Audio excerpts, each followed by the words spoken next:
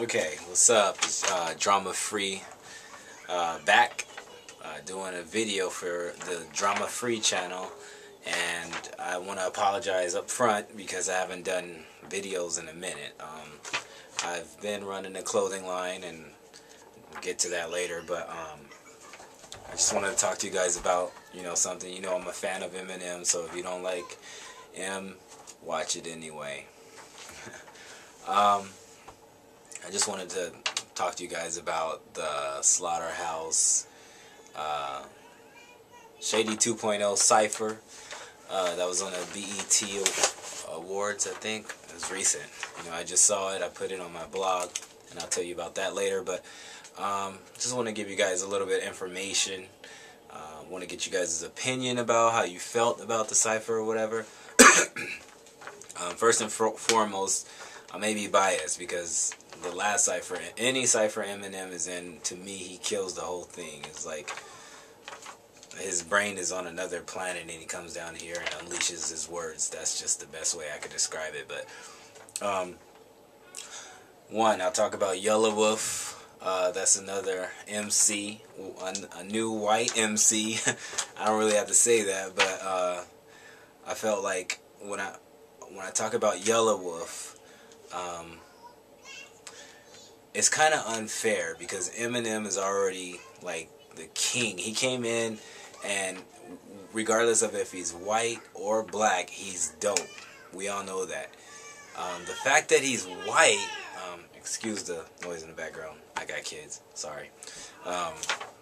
But he came in as an MC that was he just had a lot of talent, a lot more talent than a lot of other people. And the fact that he was white, it even amplified it up to another level. But regardless of if he's black or white, he's dope. Period. With that being said, the fact that he is a white MC, Eminem, it kind of screwed everything up for all the other MCs that were white and wanted to rap. Because the first thing that's going to happen when a white MC comes in is he's going to get compared to Eminem right off the bat. And if you don't hold a candle to M, nobody's going to want to listen to him. Or he's just going to stay underground.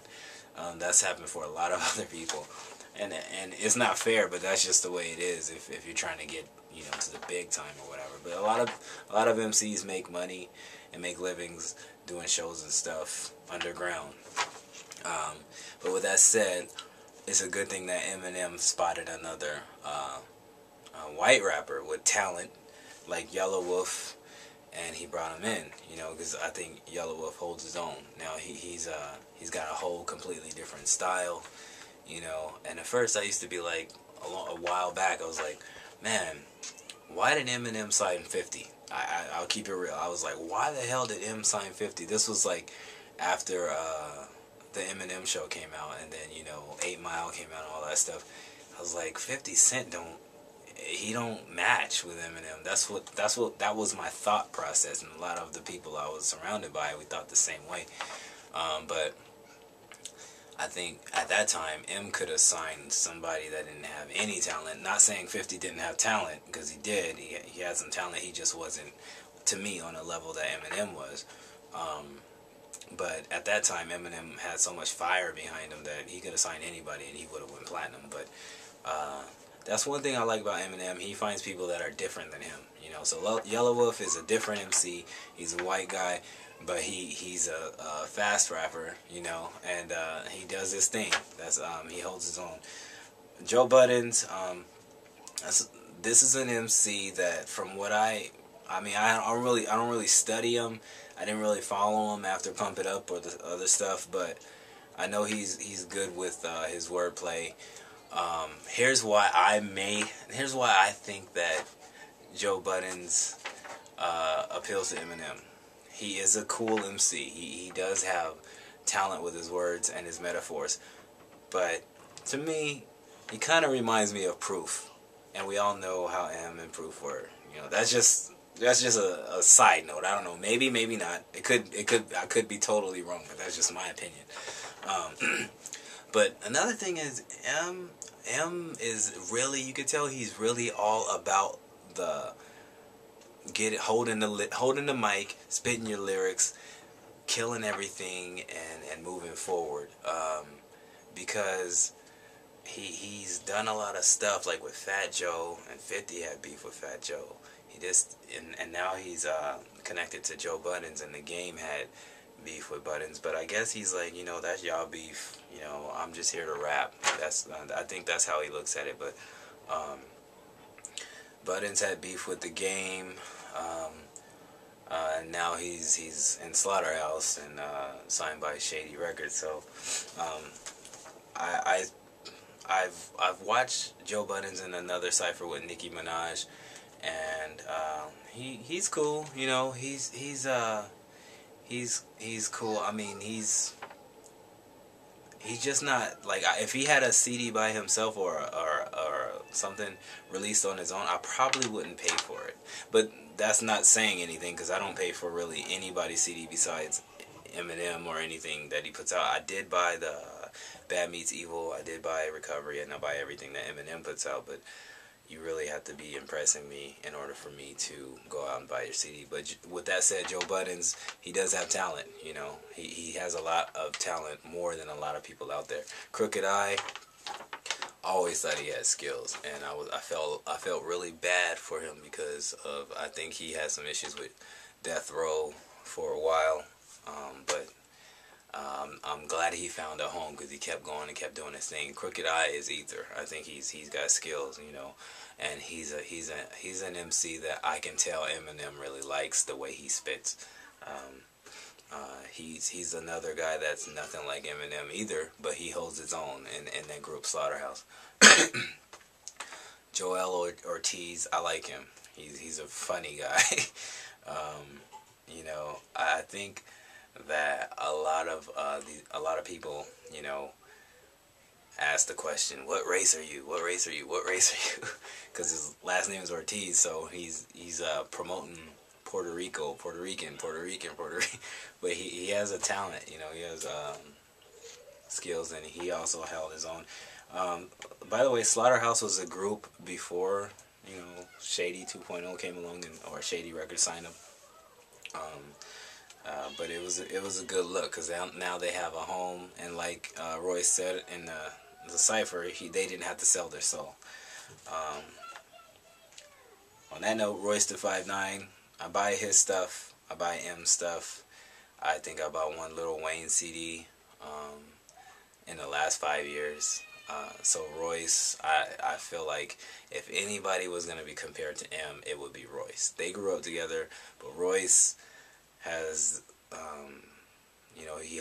he's up there with M, to me. If he's not at the same level, he's just below M, to me. That's just my opinion. But yeah, Royce, and you can see the order. The best rapper always goes last in anything, and you can see that Royce went right before M went. So I don't really have to say much about Royce. He's fire. He spits fire. And M came in and crushed it. I think my favorite metaphor was when Royce, after he said hi Rihanna a couple of times, was when he was saying, I think he said we cornered the market like a Walmart in a cul-de-sac or something like that. I don't know. I thought that was hot when Royce said it. But I like when Eminem in the cipher rhymed, I'll bump the fat boys and eat rat poison. Who thinks to rhyme fat boys and rat poison together? That's just, you gotta have something, chemicals in your brain. That was weird. And I think he said something about you're gonna need a license to ill from the Beastie Boys or something like that. But I really killed it again. It's like, and I'm glad that lyrical rap is coming back. And thanks to M, it is coming back. I think that when the South got a hold of it, when Little John and all those other non-lyrical people, just people that go and scream and shout and talk about how much they have, and I got this color car or this chain, I got this, I got that. I just stopped listening to it altogether. I feel like they shouldn't have even classified that type of music with hip hop, because when gangsters were talking about gangsters, or you know, uh, things that go on in the hood, me being in California, West Coast, they labeled it gangster rap. Now, when the South took hold of rap, I'm referring to the Soulja Boys, I'm referring to the Lil Johns, I'm referring to everybody who went into the studio and just yelled and screamed, or either talked about how much money they had. Most of the time, they don't have that much money, because we know labels don't do it that way. It's just, either, talk about something else to me, because I buy your, if I bought your stuff, I'd be pissed you talking about it so much. I don't want to buy your stuff no more. Now you're not going to have any money. It's the fans that support you. That's why you have the money. Stop bragging about it. Talk about something else. Or classify your music as something else. Then the people won't get confused, because that's why all this hip hop is dead came along, and Ice-T beefing with Soulja Boy. Now I don't. That's a whole nother video, but anyways, I want to hear what you guys think. This is a long video. I'll probably cut it up into 5 minutes or something like that. Give me your opinions, and while you're at it, I want to let you know that I've opened a store called Java Boy Industries. I have had $10,000 grants given to me. I've met Diddy, and he talked to me about my brand. I've gotten mentor from his people, and I'm about to be invested in a $100,000 deal with somebody else in Las Vegas. So it's pretty big. But check it out, JavaBoyIndustries.com. It has nothing to do with what I'm doing right now, but I don't know. It's a little character. He's a coffee mug, as you can see. I don't know if you guys can see this or not, but it's pretty hot. JavaBoyIndustries.com. Check it out. But other than that, comment. Let me know what you think, and I'll get back at you. Peace.